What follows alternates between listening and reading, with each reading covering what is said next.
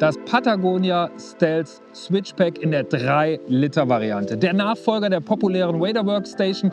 Endlich ist dieses kleine minimalistische Pack da und in diesem Video zeige ich euch alle coolen Features der kleinen handlichen Tasche.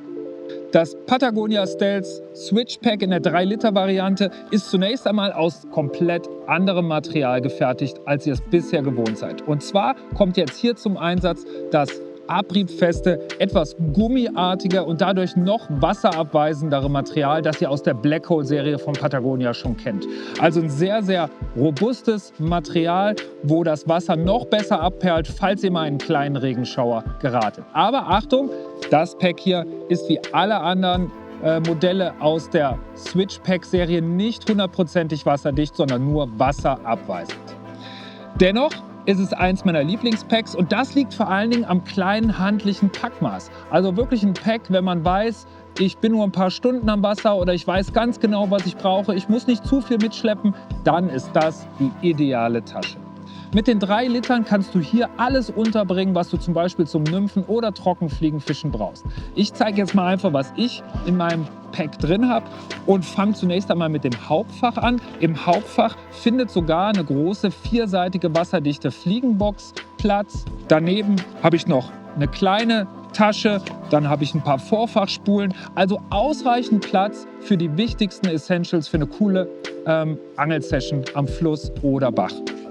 Ja, was habe ich noch?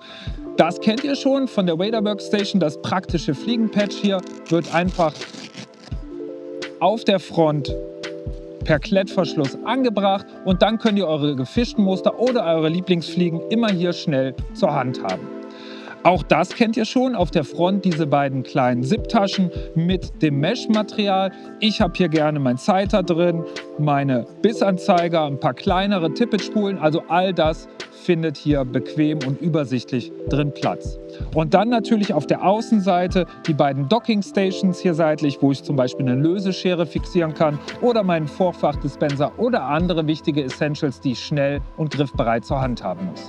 Ja, und damit sind wir eigentlich schon durch mit den Details, aber es gibt noch ein super Feature, wie ich finde, auf der Oberseite. Und hier haben wir nämlich im Material einen sehr, sehr starken Magnet eingewebt. Und da kann man zum Beispiel beim Fliegenwechsel die Fliege einfach kurz ablegen und läuft nicht Gefahr, dass euer Lieblingsmuster mal aus Versehen ins Wasser fällt. Also das ist wirklich nochmal ein cooles, praktisches Detail, was euch beim Fischen unterstützt.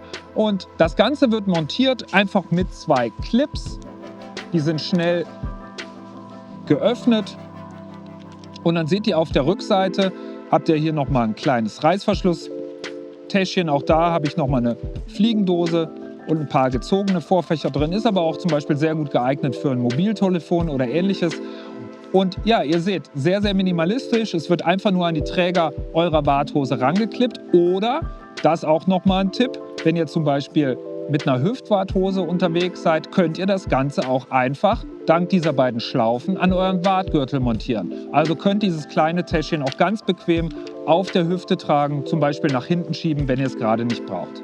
Für mich auf jeden Fall eins der vielseitigsten Packs aus der Serie, auch weil ihr es mit den größeren Taschen kombinieren könnt. Ihr könnt also mit diesen Clips die 3-Liter-Variante zum Beispiel mit der 9-Liter-Variante kombinieren oder aber ihr packt euch das kleine handliche Täschchen hier an euren großen Guidewater Backpack. Auch das ist eine Möglichkeit und es ist wirklich cool, dass ihr die Taschen von Patagonia hier so frei und individuell kombinieren könnt. Und natürlich, wie wir es von Patagonia kennen, gibt es die Tasche nicht nur in einer Farbe, sondern in mehreren coolen Farben. Und alle paar Saisons lässt sich Patagonia hier wieder was Neues einfallen, um einen schönen Farbtupfer im Wasser zu setzen.